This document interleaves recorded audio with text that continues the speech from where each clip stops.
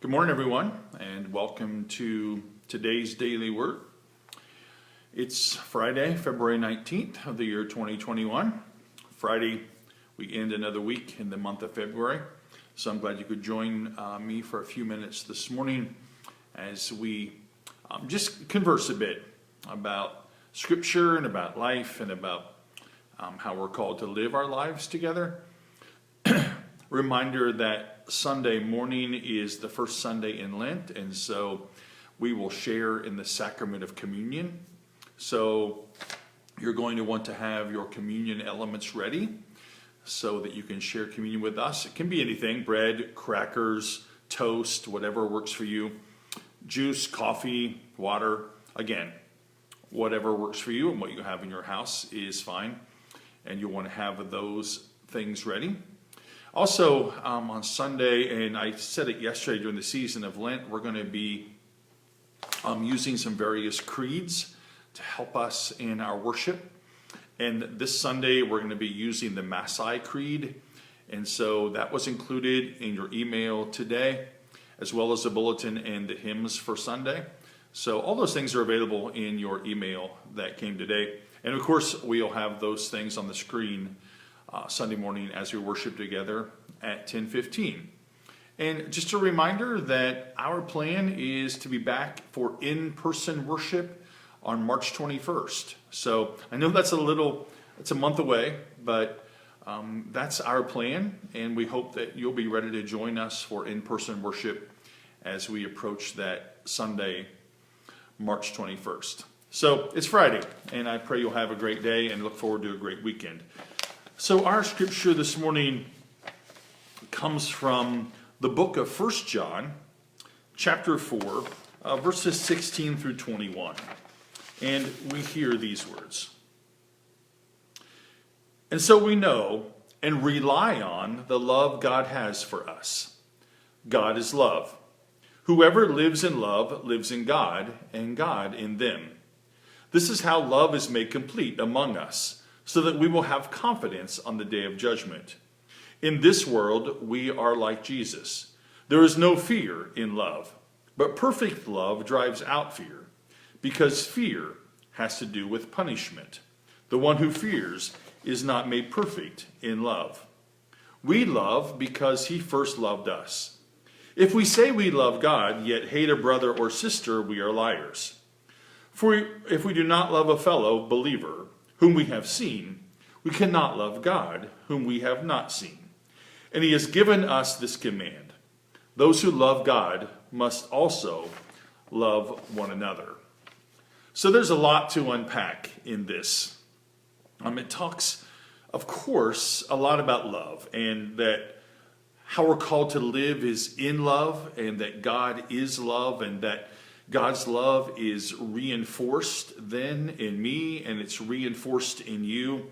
And that when that love is reinforced, it's then shared and channeled, if you will, to other people. Even people that we don't know very well necessarily. And so it's this interesting thing about how love works. And the Bible is just full of this idea and this theological concept that if we're to live truly good lives, if we're really to understand the idea of what real greatness is, and it's not what it used to be even a few weeks ago, because that's really not greatness. Greatness is this, that God lives in us, and we know and rely on the love God has for us. God is love. Whoever lives in love lives in God, and God lives in us. That makes a lot of sense, right? We understand that. Love is this emotion that sometimes gets us all messed up, and sometimes keeps us grounded, sometimes has us floating on air. But it is what keeps us in connection to each other. And I think about that a lot in my life, and the way that our lives are so intertwined with each other. You know, it's an interesting thing about how we live our lives, that You know, our connection to each other through God and in love is this powerful connection that binds us together in ways that we probably don't always understand. Now, that being said, the scripture is kind of clear to us that it's not always easy for us to do that. You know, we have our differences with each other even, and with those around us and those we encounter in life. We have our differences. And so the scripture reminds us that it's not easy. Verse 16, though, the counteraction to the part that's not easy is really in verse 16. And so we know and rely on the love God has for us. We rely on it.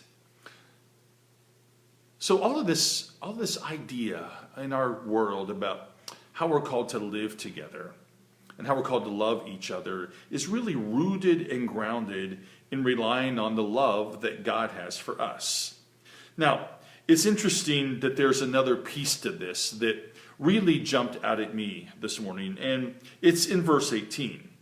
There is no fear in love, but perfect love drives out fear, because fear has to do with punishment.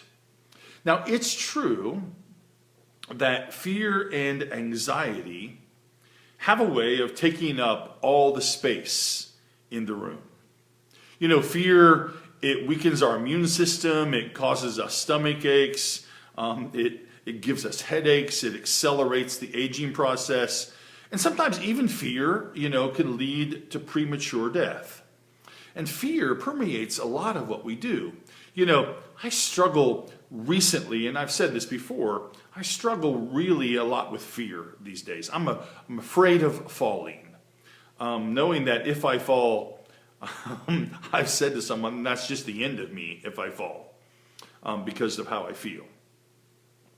But there's also this, you know, I live, and maybe you do too, in this other fear.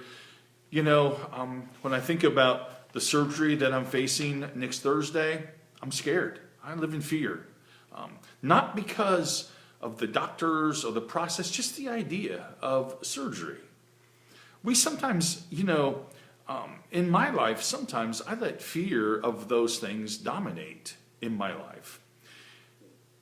The scripture reminds us that fear really has no place if we have God's love in us. Now, I think a healthy fear of walking carefully on snow and ice makes a lot of sense, right? And a healthy fear of strangers, especially for kids, makes a lot of sense, right? But the scripture says that there's no fear in love, because this love that we have from God and for each other drives out fear. Now, it's true, too, I think that fear sometimes not only affects our physical nature, but also can affect our spiritual life. You know, fear and anxiety keep us from really walking completely with God. And the scripture reminds us that the kind of love that 1 John, the scripture talks about, is love that drives out fear. The one who fears is not made in perfect love. Those are pretty hard words for me to swallow this morning because, man, I have many fears about the coming days. But it's interesting that if we really trust in God's love for us, if we really trust in the God and rely on, I think that's a great word, we rely on the love God has for us, then it helps us as we live our lives. It helps us as we move through our daily journey. And it's two things. It helps us just in our own personal life, you know, how we feel and our own personal health. And it also guides us in our spiritual life. That our deep ebb and flow in the presence and the power and the love of God keeps us rooted and grounded in these kinds of things that shape our lives. And so I pray that, that we have this deeper understanding of who God is. The scripture says to us, we love because God first loved us. If we love God and yet hate a brother and sister, we are liars. For if we do not love a fellow believer whom we have seen, we cannot love God whom we have not seen. And he has given us this command: those who love God must also love one another. And, I've been preaching this forever.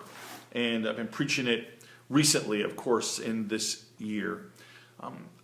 I think if we really defined what God calls us to, if we're really to live whole lives with peace and love and grace, if we're really to know who God is for us, then we have to live in that kind of love. But maybe the first acknowledgement is that we rely on God's love, rely on it. Like when I got in my car this morning, I turned the key and it started. I rely on that. I've done all the things necessary, the battery, the oil, the gas, all those things, turn the lights off, all those things. I rely on it to start. And it's that way, I think, simplistically enough, in our relying on God, that because we rely on God, it's just deeply embedded in who we are. Now, I have to confess to you, my fear of surgery next week hasn't gone away.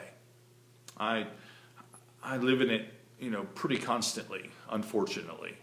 But it's not because I don't trust God at all. I think it's just maybe deep inside of us. And so this reminder to me, to fully rely on God, is a powerful message that we all should strive to live by. And what I hope from our time together every day is that we find bits of pieces and nuggets together that the scripture says to us that it might help your life and might help my life to think about how we live maybe just a little differently. And that it might guide our thoughts and our words and our actions as we go ahead. And so it's Friday. Much to do, things to accomplish, ready for all the things that come with the weekend. I pray that you'll examine and rely on God deep in your life, and that deep ebb and flow in your relationship with God will be even greater because we trust and rely on God. And I pray you'll know peace that passes understanding, and I pray you'll know God's love and my love for all of you.